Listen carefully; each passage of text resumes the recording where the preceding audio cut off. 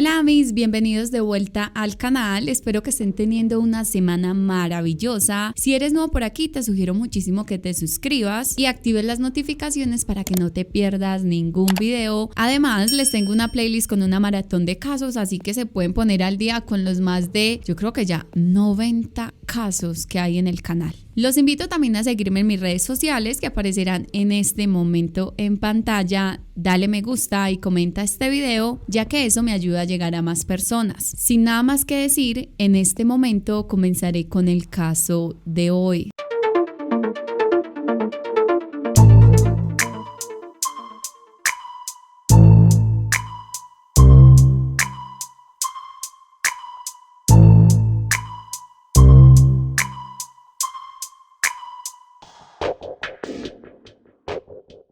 La mañana del miércoles 27 de enero de 2010 fue hallado un vehículo modelo Daewoo de color azul abandonado en una vía pública en el distrito de Barranco, en Lima, Perú. Dentro del maletero de este había una mujer sin vida y con evidentes signos de violencia. Las autoridades no tardarían en descubrir que se trataba de la querida y reconocida abogada Elizabeth Vázquez Marín, de 45 años de edad. El crimen rápidamente inundaría los titulares de los medios de comunicación más populares del país con la pregunta más importante: ¿quién y por qué? Elizabeth Vázquez Marín nació en Cajamarca, una ciudad al norte de Perú. Era la hija mayor de María Marín y Ernesto Vázquez, quienes la recordaban por su carismática personalidad, su belleza y su arduo éxito en las dos carreras que había estudiado, Derecho Tributario y Contaduría. Además, una vez obtuvo el título de ambas profesiones, montaría una firma de abogados que tuvo gran renombre. Sin embargo, el triunfo de los negocios sería muy diferente al de la vida personal. Cuando era joven se había casado con Alejandro Espino, que para el momento se desempeñaba como fiscal antidrogas y anticorrupción y era también el presidente de la Corte Superior de Justicia. Con él tendría su única hija, llamada al igual que su madre, Elizabeth Espino Vázquez, pero a quien todos le decían de cariño Elita. Por razones que se desconocen, el matrimonio entre la pareja no duraría mucho, así que ambos se limitaron al único vínculo que los unía en pro del bienestar de su hija. El viernes 29 de enero se realizaría el sepelio de la mujer, en donde se presentaron amigos y familiares para darle el último adiós. Especialmente a la madre de ella se le vería con un llanto incontenible y en la inmensurable tristeza de quien no puede comprender la pérdida de un hijo. Elita también se vería fuertemente afectada. Estuvo todo el tiempo acompañada de su padre, el cual, al ser empleado del sistema de justicia, daría un discurso asegurando que encontraría a los responsables de la muerte de su exesposa.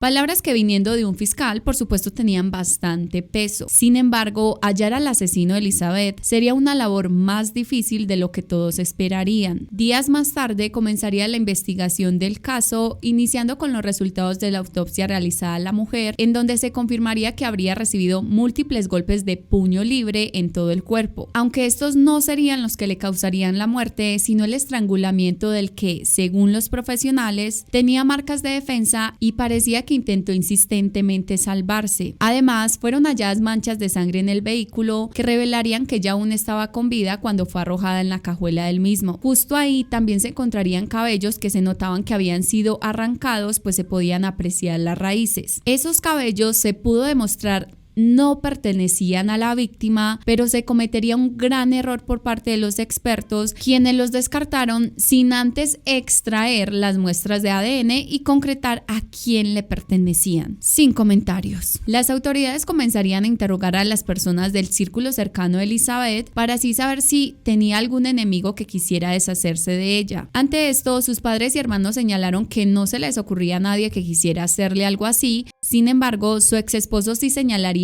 algo importante, diciendo que debido a su trabajo como fiscal anticorrupción, él se había ganado bastantes enemigos que pertenecían a grupos delincuenciales de gran peligrosidad y que tal vez alguno de ellos podría haberle hecho daño a la mujer para presionarla y que diera información sobre él, ya que a pesar de que estaban separados, tenían una muy buena relación de amistad. Sin embargo, prontamente los detectives descartarían esta teoría debido a la forma en la que la mujer había muerto muerto, pues no era muy usual que un grupo delincuencial de alta peligrosidad use este tipo de métodos de estrangulamiento y más bien optan por otros más rápidos como armas de fuego. Además, según los expertos, las pruebas que encontraron en el Daewoo Azul evidenciarían que el crimen había sido perpetuado por personas inexpertas o principiantes. Por fortuna, no hay crimen perfecto y los detectives irían atando cabos que poco a poco los fueron llevando hacia la verdad.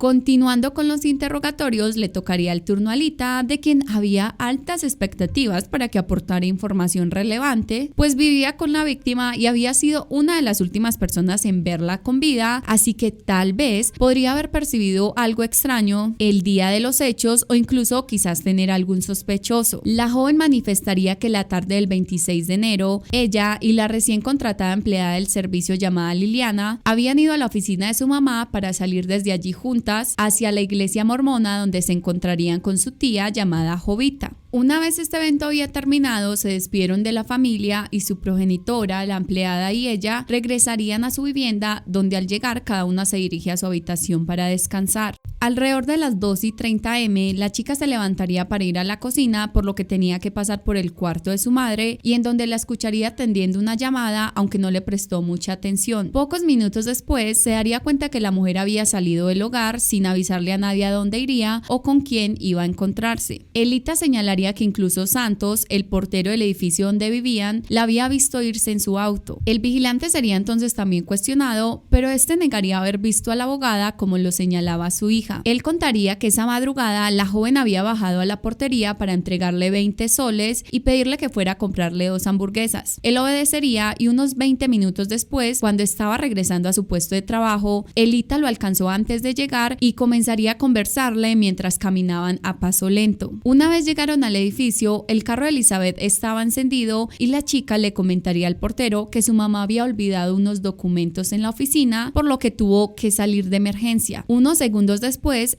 el carro emprendería marcha, aunque sin que el hombre pudiera ver que en efecto quien conducía era ella. Aquellos detalles, aunque mínimos, eran muy relevantes, pues el hecho de que Santos no supiera quién iba conduciendo, habría varias posibilidades, como que por ejemplo que fuera alguien más usando el auto de la víctima. Además, llamaría la atención que Elita le hubiese pedido al portero que saliera de madrugada a comprarle comida. Si bien es algo que puede parecer normal, era inquietante que justo cuando el hombre regresó, ya el vehículo de Elizabeth se encontraba encendido y segundos después en marcha. Eso, sumado a que la chica aseguraba a la policía que el vigilante había visto salir a su madre del edificio, casi como intentando reforzar su versión de los hechos. Sería solo hasta que se interrogó a Liliana y a Jessica, quien era una amiga cercana y compañera de trabajo de la abogada, que las sospechas sobre Elita comenzarían a aumentar. La empleada contaría que su jefe y la hija tenían constantes y fuertes peleas. En sus palabras dijo que eran como perros y gatos. La mayoría de estas discusiones solían ser sobre el novio de la joven, del que la madre no tenía un buen concepto, y el que Elita defendía a capa y espada, incluso llegando a agredir físicamente a su madre cuando le recriminaba su noviazgo. Reforzando este testimonio, Jessica aseguraría que la relación entre Elizabeth y su hija estaba más que fracturada, apuntando también que el punto de inflexión era el novio que la chica había conseguido. Esta mujer revelaría algo que llamaría muchísimo la atención de las autoridades, manifestando que el lunes 1 de febrero, 6 días después de la muerte de su amiga, Elita se presentaría en la oficina de abogados propiedad de su progenitora y con una actitud sumamente desafiante se sentó en el escritorio de su madre, casi como si pudiera suplantarla, y le manifestaría a Jessica su interés en cerrar algunos contratos con algunos clientes. Mientras le decía esto, apoyaba su codo en la mesa y giraba constantemente un llavero en su dedo índice. La mujer podría notar en ese preciso instante que el antebrazo de la joven estaba lleno de moretones. Es más, al observarla con mayor detenimiento, pudo ver que de hecho tenía moretones en ambos brazos.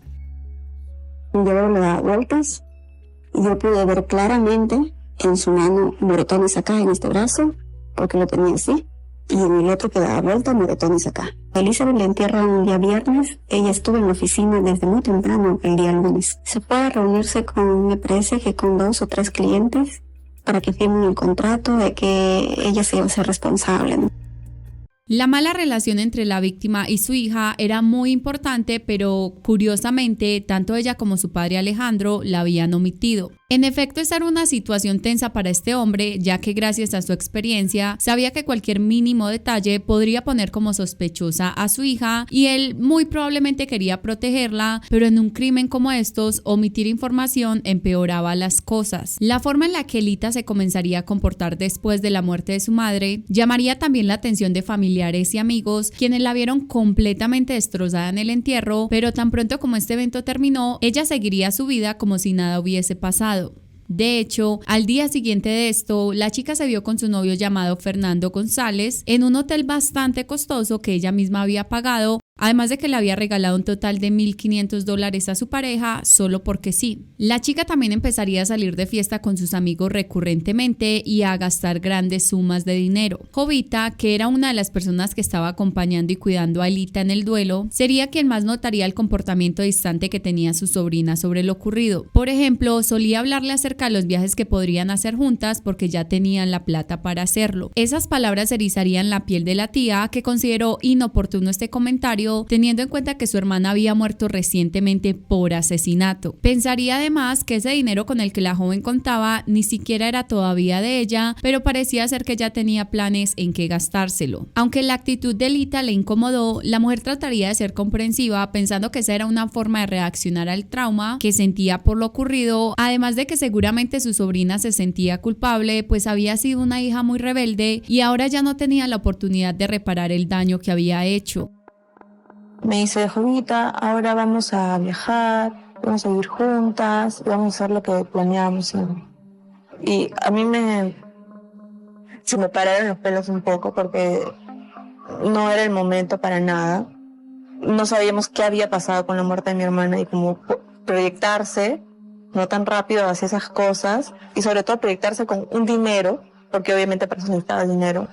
Como ella, no sé, me pareció como un poco extraña algunas actitudes tipo esas. Bueno, ahora pasemos a conocer quién era en realidad Elita. Elizabeth Espino Vázquez nació al igual que su madre en Cajamarca, de donde era toda su familia materna. Cuando la pequeña llegó a este mundo, su progenitora aún se encontraba terminando sus estudios universitarios en la ciudad de Lima y debido a las extensas horas de estudio que tenía, no le quedaba tiempo para dedicarle a su niña, por lo que decidiría dejarla al cuidado de sus abuelos en su ciudad natal. Con ellos, la mujer sabía que la menor estaría mejor que en cualquier otro lugar, ya que precisamente sus padres recién habían tenido a su hermanita menor Jovita, quien sería la perfecta compañía para su hija. Elita y su tía crecieron juntas entre juegos, risas y el amor incondicional y alcahueta de sus abuelos. No obstante, Elizabeth jamás dejó de visitar a su pequeña y compensaba el tiempo que no podía brindarle con regalos que traía desde la capital. Cuando la mujer finalmente logró graduarse y establecerse, se llevaría a su hija a vivir con ella a Lima, donde además consideraba que la menor podría tener acceso a un nivel académico más alto y por ende más oportunidades. A pesar de la notoria ausencia de sus abuelos que fueron como sus padres, Elita lograría adaptarse pronto a su nueva rutina, pues era muy consentida por su madre, quien en medio de su amor y quizás su culpa le daba todo lo que la niña quería, tratando de compensar el tiempo que aún no pasaba con ella, ahora debido al exceso de trabajo. A esto se sumaba la ruptura de su relación con Alejandro, que aunque no encontré exactamente cuántos años tenía la menor cuando ellos se separaron, sí se sabe que dicho hecho la había afectado muchísimo emocionalmente. El tiempo pasaba y con las cosas parecían mejorar. La chica era sumamente aplicada en su colegio, era muy inteligente y siempre resaltaba con sus buenas calificaciones entre los demás estudiantes, prácticamente al igual que su madre en sus años de estudio, cosa que por cierto llenaba de muchísimo orgullo a Elizabeth. Entre ambas se fortalecía la relación ya muy bonita que tenían. La mujer de verdad parecía hacer su mayor esfuerzo por ser una buena madre, siempre le demostró mucho amor a su hija y de hecho la niña desde chiquita era muy tierna y expresiva. Las cosas comenzarían a cambiar cuando Elita inicia la adolescencia, pues se volvió grosera, tenía comportamientos inapropiados con su progenitora y no le pedía, le exigía con frecuencia lo que deseaba. A pesar de esta forma de actuar, Elizabeth trataría de ser comprensiva, creyendo que era una simple etapa por la que la menor estaba pasando, pero cuando la paciencia se agotaba, ambas entraban en fuertes y acaloradas discusiones. La mujer desconocía las emociones de frustración y rencor que estaban creciendo en su hija y de las que nunca imaginó tendría que cuidarse. Adicionalmente, para la joven se haría sumamente notorio cómo su madre era tan querida y admirada por sus amistades y todo su entorno. A ella ella le solían comentar que seguramente estaba muy orgullosa de tener una mamá tan simpática y exitosa. Además, cuando llegaban a algún sitio, quien llamaba la atención era Elizabeth, que poseía un encanto físico del que su hija sentía carecer. Precisamente esto era lo que más le estaba generando incomodidad a la joven, que había hecho de su progenitora su rival. Sería así como, buscando verse diferente, le rogaría a la mujer que le regalara algunas cirugías estéticas. Ella aceptaría, pensando en que ayudarla a mejorar esos aspectos físicos que no la hacían sentir bien podían mejorar su autoestima y por ende su comportamiento. Sin embargo, las inseguridades de su hija estaban lejos de parar y aún continuaba viendo a su madre con recelo, ya que era muy pretendida por hombres y tenía suerte en el amor. Inspirada en la exitosa carrera de Elizabeth, la joven entraría a estudiar también Derecho en la Universidad Peruana de Ciencias Aplicadas, donde como siempre sus notas eran sobresalientes. Entre las dos mujeres no todo era caos, también tenían sus momentos de calma, de conversar sobre el tema que las unía ahora en un aspecto laboral. Además, intentaban acercarse más por medio de la fe, así que determinados días de la semana, Elita pasaba por la oficina de su madre para que fueran juntas a la iglesia. De hecho, sería precisamente en el templo en el año 2008 cuando Elita, con 19 años, conocería a Fernando, quien tenía 22. Él era una persona gentil y educada que profesaba la misma fe mormona y el que se convertiría en su pareja un tiempo después. La joven se enamoraría rápida y perdidamente de este chico, que le había contado sobre su difícil vida y las pocas oportunidades con las que había crecido, asegurando querer salir adelante a pesar de todo. A ella poco le importó el estatus económico de este y su madre, con la única persona que él vivía, y de hecho le pediría a Elizabeth que lo ayudara, por lo que ella le brindaría un trabajo en su despacho. De esa manera podría ganar algo de dinero para colaborarle a su progenitora. Además, ella también le pagaría un curso de administración en negocios para que asistiera junto a su hija, y como si no fuera suficiente muestra de bondad de parte de la abogada, le permitiría a su yerno y a la madre de esta vivir en uno de sus apartamentos sin tenerse que preocupar por pagar ni un solo peso. Pero bien dice el dicho: cría cuervos y te sacarán los ojos. La buena imagen que Fernando mostraría ante su suegra no tardaría en desmoronarse cuando se enteró que Elita y su novio no estaban asistiendo al curso, que ya estaba pago, y en lugar de eso se encontraban para irse a otros lugares. Además, él comenzaría a faltar en su empleo, mostraba desinterés por él mismo, aunque la gota que rebasaría la copa fue cuando, al llevar tan solo 3 meses laborando en la firma de abogados, desaparecerían $300 que pertenecían a la empresa. Elizabeth se acercaría a Jovita para pedirle ayuda, pues estaba preocupada, ya que creía que Fernando le estaba sacando dinero a su hija con la excusa de que lo necesitaba más que ella. Además, en su propio hogar ya se habían perdido algunas cosas de valor como cheques, joyas y hasta un portátil. Aunque Jovita adoraba a su sobrina, pudo sentir el desespero de su hermana, así que le ayudaría ingresando al correo de la joven y leyendo algunas conversaciones antiguas entre ella y su novio. Allí se darían cuenta que Elita le había comenzado a pagar un cuarto al chico después de que su mamá lo hubiera corrido del apartamento en el que vivió un año gratis. Pero eso no era todo. La chica reunía dinero para comprarle el mercado cada que él necesitaba y otras exigencias. Por ejemplo, cuando Fernando estaba antojado de algo, se lo pedía de inmediato a su novia y ella se encargaba de pagarlo y hacérselo llegar. Cuando lo que quería era muy costoso, ella, con mesura para que él no se enojara, le explicaba que no tenía tanto dinero, pero el joven insistía, por lo que Elita tenía que resolver cómo costeárselo. Adicionalmente, se descubriría que la mujer había comenzado a robarle pequeñas cantidades de dinero y pertenencias a su progenitora. Sin embargo, para el año 2009 sus robos serían más evidentes, pues tomaba cosas de más valor para dárselos a su pareja o venderlas. Cuando era confrontada por su madre sobre si le estaba robando, ella se enojaba, lloraba, señalaba a otros y juraba que no había tocado nada. El disgusto que Elizabeth sentía por el desvergonzado de su yerno se convertiría en constantes discusiones con su hija, quien no quería ver la verdad del asunto, y era que el chico estaba tras el dinero de su familia y no del amor que juraba tenerle. Esas palabras, contrario a hacer que la joven entrara en razón, la hacían sentir que su mamá era una egoísta y que no quería verla feliz con alguien, a pesar de que después de dejarse con su papá, ella sí había tenido otros novios, o por lo menos eso era lo que alegaba. La abogada incluso enfrentó enfrentaría a Fernando acusándolo de vividor, pero esto solo había empeorado la situación, pues Elita, que de por sí era rebelde y exigente, comenzaría a comportarse de forma violenta verbal y físicamente con su madre, quien sin saber qué más hacer se fue a donde su familia a contarle lo que estaba viviendo. Elizabeth le explicaría a sus padres cómo le había engañado su yerno, mostrándose galante al principio, pero resultando ser un mal agradecido. Les manifestaría además el miedo que estaba sintiendo del actuar de su hija, asegurándoles que sentía que en algún momento ella podría hacerle algo. Por este motivo decidiría cambiar su testamento y los bienes que estaban totalmente a nombre de Elita pasarían a ser solo 13% de su patrimonio. El resto lo pondría a nombre de su papá, quien en caso de que algo le pasara a ella, administraría bien la herencia para beneficio de todos, pero más aún de su hija. El último intento de la mujer para alejar a la chica de aquel muchacho sería enviarla a vivir un tiempo a Estados Unidos. De esta forma, ella tendría la oportunidad de conocer nuevas personas y tal vez superar la relación abusiva que estaba viviendo. Sin embargo, contrario a esto, la pareja intensificaría su comunicación y mantuvieron la relación a distancia, así que cuando ella regresó a Perú, retomaría el noviazgo como si nunca se hubiera ido.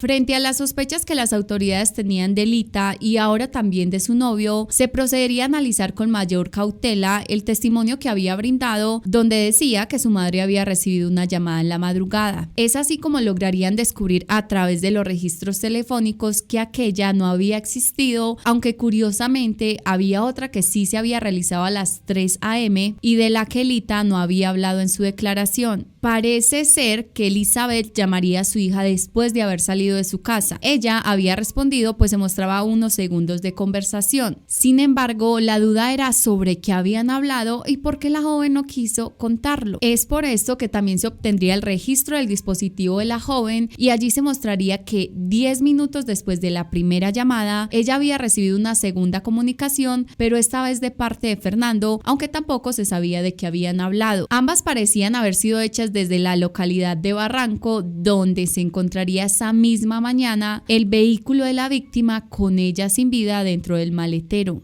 La casa donde vivía Elizabeth sería revisada e inicialmente todo parecía estar en perfectas condiciones. Se realizarían pruebas de luminol allí y no se halló nada que generara sospecha. Sin embargo, cuando los peritos bajaron al parqueadero del edificio, donde se presume fue la última vez que se vio a la mujer con vida, en este lugar sí encontrarían gotas de sangre que se confirmarían poco después pertenecían a la víctima.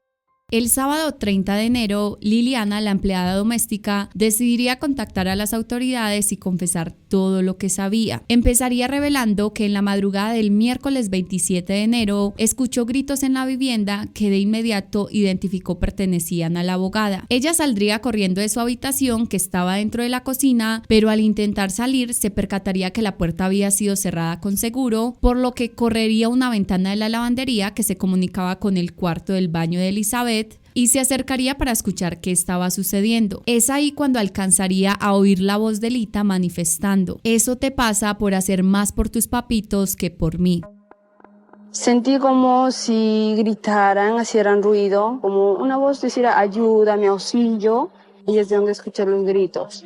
Y voces que le decían, no sé, ya ves, eso te pasa por hacer más con el papito que conmigo. La voz de Elita, porque era muy conocida la voz, que nunca lo voy a olvidar.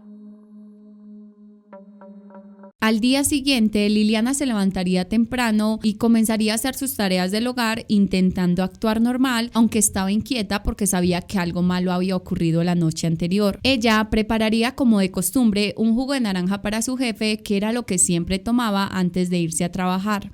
Sin embargo, en lugar de la abogada, aparecería su hija en la cocina, quien argumentaría que su madre había tenido que salir muy temprano y no iba a desayunar. Unas horas más tarde, el cuerpo sin vida de la mujer sería encontrado. Al día siguiente, Elita le pediría a la empleada que fuera a comprarle licor porque quería tomar. Al regreso, ambas se sentarían en la sala de estar a tomarse unas copas y fumar algunos cigarrillos. En medio de esto, y cuando la joven ya estaba ebria, comenzaría a hablar de más. La chica le manifestaría a Liliana que quería comentarle algo, pero que debía prometerle que no se lo diría a nadie. Sería ahí cuando le dijo: "Yo fui quien le hizo eso a mi mamá, me tenía harta, no me dejaba estar con mi novio, yo la aplasté con la almohada".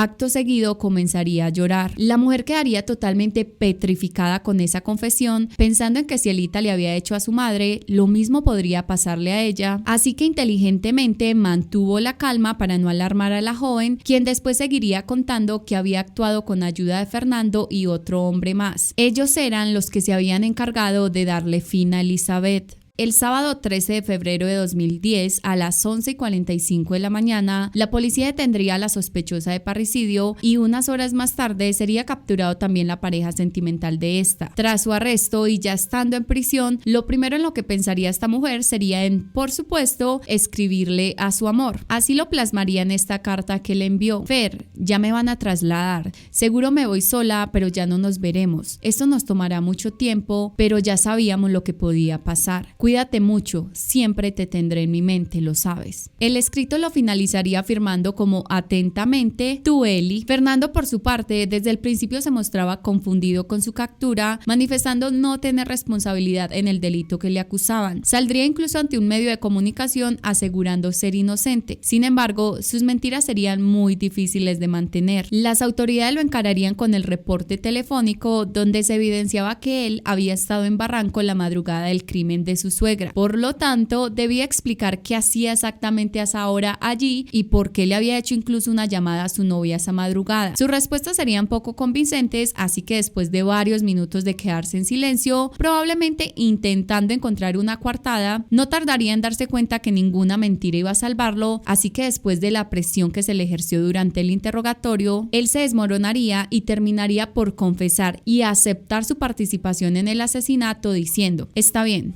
yo ahorqué a la abogada. El asesino confeso contaría que inicialmente había planeado junto a su novia el supuesto secuestro de Elizabeth para pedir un cuantioso monto por su rescate. Sin embargo, él sugeriría que era mejor quitarle la vida a la mujer, asegurando que para qué iban por los peces pequeños teniendo al pez grande enfrente de ellos. Según él, esto porque todos los bienes y el dinero que la víctima había construido con los años valía al menos unos 12 millones de dólares. Ante la propuesta, Elita, en lugar de asustarse, se interesaría por la idea y le preguntaría si él era capaz de hacerlo. Ante esto, su pareja respondería que sí, siempre y cuando ella no se lo viviera reprochando. De esta manera le contarían el plan también a Jorge Cornejo, alias Gordo, quien tenía 23 años y era amigo de Fernando y que además no dudaría en aceptar participar en el crimen con tal de recibir una buena tajada por su trabajo. Específicamente, a él le harían $20,000 en 2 cuotas de 10,000 que la chica prometería enviarle tan pronto como recibiera su herencia. Los tres se reunirían hasta 4 veces para planificar todo muy bien y no cometer errores. Incluso estuvieron viendo videos sobre cómo estrangular a alguien. El día del asesinato, alrededor de las 8 p.m, Fernando y su amigo esperaron frente al edificio donde vivía Elizabeth con su hija, ubicado en Joaquín Bernal 1080, departamento 1201 en Lince. Con esta última habían acordado que ella les permitiría ingresar a la vivienda a esa hora, pues su mamá todavía estaba trabajando. Sin embargo, había 2 personas que dificultarían el plan. Uno era el vigilante de la propiedad, que no podía ver a los 2 sujetos, pues quedarían al descubierto, por lo que, como sabemos, Elita lo distraería por un momento mientras los chicos ingresaban. La segunda persona era Liliana, quien también sería despistada por la joven, mientras su novio y el otro hombre entraban al domicilio. Una vez adentro, ellos se dirigirían a la habitación de la víctima, donde con anterioridad su propia hija había dejado la puerta abierta para que se escondieran allí mientras ella llegaba. Como si fuera poco, les traería también whisky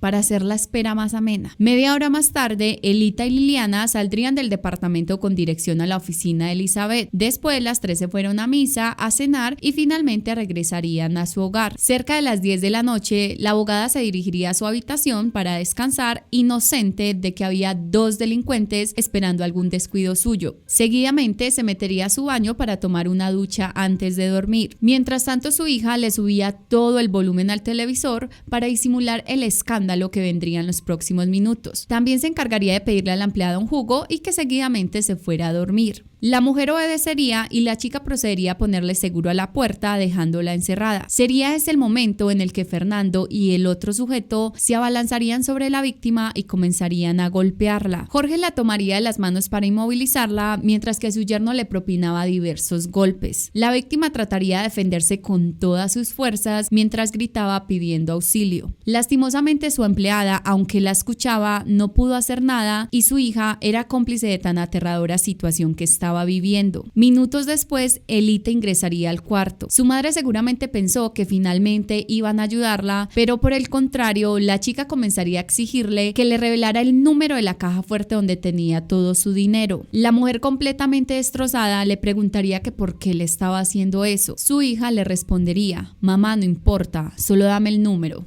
Elizabeth se exaltaría tanto al escuchar esto que lograría zafarse de sus atacantes para irse frente contra la joven, agarrándola fuertemente de los brazos y arañándole el pecho. Incluso en medio de ese forcejeo le tiraría patadas a la altura de sus piernas, pero eran 3 contra 1, así que Elita, con ayuda de los demás, aprovecharía para contraatacar a su madre, dejándola de nuevo inmóvil y además tapándole la cara con una almohada, intentando asfixiarla. Debido a que la víctima continuaba luchando, Fernando entonces la tomaría del cuello y la estrangularía, mientras los 2 cómplices la sostenían. Tras el crimen, los 3 jóvenes envolverían el cuerpo en una sábana para bajarlo hasta el sótano donde estaba el auto de la víctima, aunque el problema era nuevamente el vigilante, así que Elita vendría al rescate y se le ocurriría la brillante idea de enviarlo a comprar 2 hamburguesas mientras los 2 sujetos ubicaban a su madre en el maletero. Para cuando Santos regresó, solo vería el carro retirándose de allí sin alcanzar a observar quién lo manejaba, que era en realidad Fernando. La hija de la abogada actuaría casual y se despediría sonriente boleando la mano.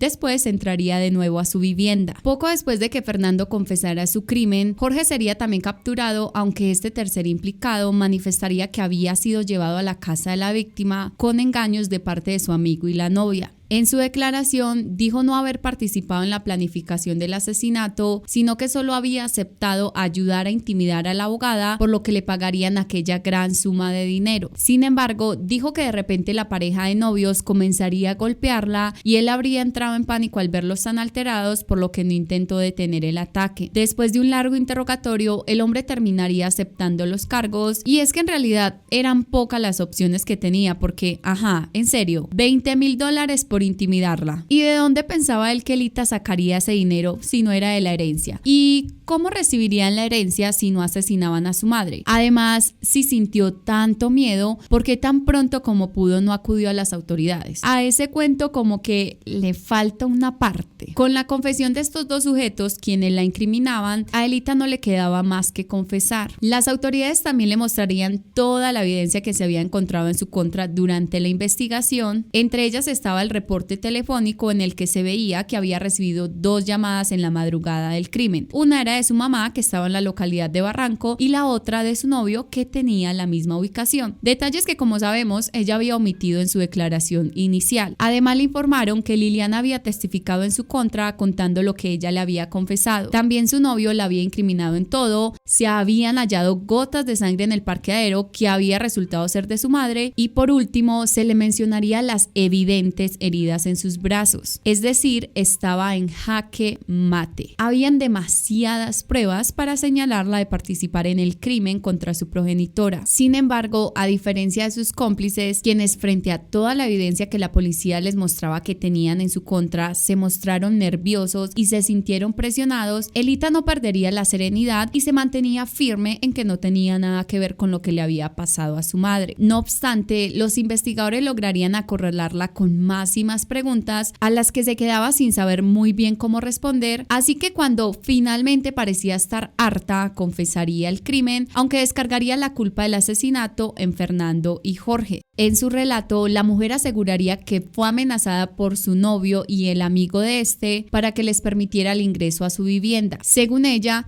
no había tenido más remedio que abrirle la puerta, aunque una excusa bastante absurda, teniendo en cuenta que ella distrajo al vigilante y hasta encerraría a la empleada para que no pudiera impedir el macabro objetivo de quitarle la vida a Elizabeth. Elita relataría que tras la partida de Fernando y Jorge con el cuerpo de la víctima, ella regresaría a su casa y procedería a limpiar la escena del crimen perfectamente, ya que había manchas de sangre producto de los golpes. Luego tomaría un baño, ya que según dijo se sentía sucia con lo ocurrido. O sea, literalmente el descaro en pasta. Además, ella aceptaría que su pareja la había llamado en la madrugada para avisarle que el vehículo que tenía a su madre en el maletero ya había sido abandonado. La participación de la joven no solo la corroboraron 3 versiones, sino también las lesiones que presentaba en su cuerpo, que tenían una antigüedad entre 4 a 10 días y las que concordaban mucho con la versión de Fernando sobre la reacción que tuvo la víctima al ver que su hija estaba involucrada en el ataque, momento en el que lograría soltarse y golpearla. Sin embargo, Elita se mantenía en su posición de inocencia, diciendo no estar involucrada, pero ridículamente en la reconstrucción del crimen, ella prácticamente aceptaría su culpabilidad al comunicar y mostrar activamente todo lo que había sucedido. Entonces, si ella no había participado en los hechos, ¿cómo era que sabía tanto? Los abuelos de la chica siempre fueron los principales interesados en evitar que ella recibiera la herencia de su madre por ser indigna de la misma, pues a pesar de que ellos la criaron, no podían permitir que obtuviera lo que quería después de semejante crimen. Sin embargo, en medio de su amor hacia ella, continuaron visitándola creyendo que, aunque no había duda de que era culpable, en realidad había sido empujada por su novio para hacer lo que hizo. Elita, por su parte, continuaba luchando por recibir la herencia, así que en medio de su ira porque su abuelo era quien más intervenía para que no se la dieran, un día que él la fue a visitar lo acusaría de ser homosexual y de ser portador de VIH. Además dijo que su abuela lo sabía todo, pero se hacía la que no sabía. Incluso haría fuertes declaraciones diciendo que su abuelo junto a sus tíos eran los que habían planeado la muerte de su madre, pues eran ellos los que se querían quedar con la herencia. Esa sería la última visita que don Ernesto le realizaría a su nieta, y parecía ser que recién se daba cuenta de que no había perdido una sola hija sino a 2, pues para él, Elita había muerto también. Alejandro, el ex esposo de la víctima, siempre estuvo apoyando a Elita, y parece ser que a pesar de que había jurado descubrir quién le había quitado la vida a Elizabeth y reclamar justicia por esto, ahora se ponía del lado de su hija, quien resultaba ser también la asesina. El hombre ha luchado incansablemente para que tanto él como su hija reciban la herencia que, según dice, legalmente le corresponde, ya que él aún era cónyuge de la víctima para el momento de su muerte. Luchar para que se haga justicia por el asesinato, el terrible asesinato de su exesposa y madre de su hija. Nah. Luchar para que le den la herencia de su exesposa y madre de su hija. Increíble. Además, ha atacado fuertemente a la familia de su expareja, diciendo que quieren quedarse con algo que no les corresponde. Señor, creo que no le corresponde, es a usted. Gracias. El dolor que causaron todos los insultos, señalamientos e injurias por parte de Elita irían debilitando cada vez más la salud de sus abuelos, llevando a don Ernesto a la muerte en diciembre de 2011, solo un año después del asesinato de su hija. De inmediato, su nieta haría una petición ante el poder de justicia para recibir la herencia que estaba a nombre de su abuelo, pero que era de su madre. Sin embargo, su abuela continuaría haciendo frente a la lucha de su difunto esposo para que la joven no pudiera recibirla, pues era indigna de esta. En junio del año 2012 se daría inicio al juicio contra Elita por el asesinato de su propia madre. Para sus 2 cómplices no se realizaría uno, ya que ellos se declararon culpables de los hechos. La joven mantendría la versión de que había dejado entrar a su novio y al amigo de este bajo coerción y amenazas. Además, su defensa intentaría hacerla pasar como inimputable, alegando que padecía enfermedades mentales, específicamente bipolaridad, la cual no le había permitido percibir la realidad, actuando impulsada por pensamientos distorsionados. La acusada también explicaría en su audiencia que había sido utilizada diabólicamente por los otros 2 chicos, quienes se habrían aprovechado de su grave enfermedad, indicando que su pareja también lo había hecho debido a que ella lo amaba incondicionalmente. Además, dijo que había decidido quedarse callada después de la muerte de su progenitora, pues había recibido llamadas de Fernando donde le decía que le haría lo mismo a ella, incluso diciendo que él se creía Terminator el día del crimen y que decía que acabaría con cualquiera cualquiera que se atravesara en su plan. Adicionalmente, diría que ella en ningún momento había visto a la víctima muerta, sino que solo vería a 2 individuos salir de la habitación de ella con las manos ensangrentadas, argumentando que no los había enfrentado por miedo y solo había esperado a que se fueran. Sin embargo, el fiscal le recordaría que ella había ido a distraer al vigilante, ante lo que ella respondió que lo hizo bajo amenaza, agregando que tampoco sabía que su madre estaba muerta, sino que pensaba que iban a secuestrarla. Elita sería cuestionada sobre si eso que decía era cierto, por qué no había aprovechado cuando fue donde el portero para pedirle ayuda, o quizás a algún vecino, o también hubiese podido pedir un taxi con el dinero que le había dado al hombre para que le comprara hamburguesas, y si hubiera ido a donde su abuela a contarle lo ocurrido. Ante esto, ella respondería en tono de burla: ¿donde mi abuela para que le dé un parachoque o qué? Ante todas las preguntas que le realizaban, Elita solo se limitaba a decir: es mentira. Sobre el testimonio de Liliana, dijo que su familia materna le había pagado para que ella saliera a declarar en su contra. González me amenazó, me dijo: tú mañana has de estudiar tranquilo. Me amenazó con que iba a matar a mi padre. Pues tú le entrega no incluso bolsas y lo ve con sangre al acusado. Yo lo vi con sangre, me imaginaba un golpe, me imaginaba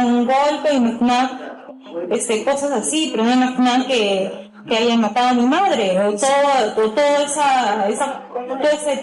esa cantidad de cosas que le hicieron a mi madre, es un masacre. ¿Cómo explicas tú que Fernando González Asenjo refiere que la idea de autosecuestrarse fue tuya? Es una mentira. Todo lo que él ha hablado es mentira. Todas las conclusiones que usted ha hablado, discúlpenme, fiscal, pero son totalmente falsas. Para su conocimiento fiscal, al emplear a Liliana Huamanchu, no sé qué, le han pagado a mi propia familia para que salga a la tele a dar todos esos testimonios. Cuando ya sube, Liliana se va, González entra a mi cuarto y lo veo entrando con manchado de sangre acá en la parte acá en su polo y la parte acá con sangre. Y obviamente lo que me causó fue una impresión y bastante miedo. Y le dije, y empecé a reclamarle: ¿qué ha pasado? Dime, ¿dónde está mi mamá? Y agarró y me cogió y me sentó en mi cama y me dijo: tranquilízate, y me empezaron a caer las lágrimas y él me dijo: ni se te ocurra ponerte a llorar. Vi huellas de dedos con sangre en partes de la pared,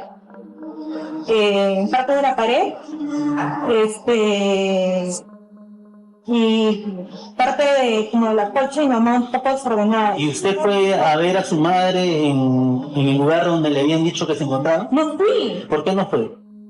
Porque estaba González a mi costado, estaba el otro que lo veo, sale todo ensangrentado. ¿Usted en qué momento se da cuenta que su madre estaba muerta? ¿Cómo me voy a ir a la fuerza contra 2 personas así? Tú mandaste a comprar 2 hamburguesas. Claro, porque me ordenó González. Déjame terminar la pregunta. A Santos Bartolo Bailón, para los efectos de que saquen el cuerpo a tu madre. Para distraerlo, supuestamente, para que ellos puedan sacar el carro. ¿Tú ya sabías que estaba muerta en ese momento tu madre? No, a mi mamá no le he visto. Entonces, ¿para qué fuiste a que distraigas a... Para que ellos se vayan y supuestamente se lleven a mi madre en el carro. ¿A dónde se iban a llevar tu madre? No tenía idea, yo no tenía idea de dónde se le iban a llevar. ¿Por qué no aprovechaste? Porque como a mí me había hablado primero de un secuestro y de repente dije: eso se quieren secuestrar a mi mamá, no sé, me imaginaba cualquier cosa menos de que mi madre... ¿Por qué en ese momento que bajaste no saliste corriendo y comunicaste los hechos a los vecinos o no te dirigiste a la casa de tu abuelita si tenías 20 soles? A la casa de mi abuelita, a que le dé un parachoque. Hice lo que me ordenó González. Porque González me había advertido y ya me había hecho la amenaza. Y veía a Santos, a cualquiera en su camino lo mataba. Entonces se creía Terminator en ese momento. ¿Sabes? Con miedo. ¿Qué iba a hacer? ¿Puedes precisar tú por qué no le comunicaste ello a la policía el 30 de enero del 2010 cuando te toman tu estaba mi manifestación? papá ahí. Y yo ¿Que estaba también le tienes miedo a tu papá? No le tenía miedo a mi papá, estaba amenazada de que él podía hacer algo contra mi papá. Con mayor razón, ¿por qué no le comunicaste a tu padre de lo que había Porque pasado? me moría de temor y ese día estaban velando a mi mamá y lo único que quería era saber algo de mi mamá. Las respuestas de esta mujer eran tan absurdas como perturbadoras, pues mostraban su carencia de empatía, así que se debatiría si ella presentaba anomalías o alteraciones graves de la conciencia y percepción, pero los 4 psiquiatras que la analizaron concluyeron que había tenido todos los sentidos en funcionamiento completamente normal al momento de los hechos, aclarando que la bipolaridad no acarreaba inimputabilidad. Durante el juicio, la acusada aprovecharía para señalar a uno de sus tíos maternos de haber tenido participación en el crimen de su madre. El motivo, netamente el lucro. La familia materna entendería esto como un acto desesperado de ella para acabar con la poca salud que le quedaba a su abuela y así poder finalmente recibir la herencia. En algún punto de la audiencia llamarían a Jorge, uno de los cómplices de la chica, y con quien tendría una tensa discusión, ya que él la enfrentaba a la vista de todos, diciendo que ella le había ofrecido $20,000 para que le ayudara en el asesinato de su madre. Parece ser que el hecho de tener frente a frente a este hombre, quien la señalaba directamente de participar en el crimen, la haría perder los estribos gritándole en pleno juicio: "Estoy harta de todo esto". Hace 2 años, 5 meses de que ustedes mataron a mi madre. Ya, básicamente yo en ningún momento he matado a tu madre y tú lo sabes. No, yo lo sé, ¿acaso yo estaba ahí? No, Oye, mierda, tú sabes, porque nunca hemos hablado de algo. Estoy harta de esto. No pasa nada. Después de un largo debate, un juez dictaminaría la sentencia de 30 años de prisión en contra de Elizabeth Espino Vázquez, más conocida como Elita, por el delito contra la vida, el cuerpo y la salud en modalidad de parricidio contra su madre, la abogada Elizabeth Vázquez Marín. Allí mismo también ratificarían la condena contra Fernando González y Jorge Cornejo, que sería de 28 años de pena privativa de la libertad como coautores del delito de asesinato. Hasta el día de hoy se continúa debatiendo la herencia. Elita, con el apoyo de su padre, están empeñados en que les corresponde a ellos, pero la familia materna sigue luchando para que no la obtenga. Lastimosamente, hasta ahora el juzgado no ha tomado la decisión de declarar a la mujer indigna heredera, a pesar de que es la asesina de su madre. Bueno, eso sería todo por el caso de hoy. Espero que la narración haya sido de su agrado. Muchísimas gracias por escucharme. No me queda mucho más para decir, así que nos vemos en una próxima oportunidad. No sin antes recordarles que se cuiden muchísimo, por favor. En serio. Chao.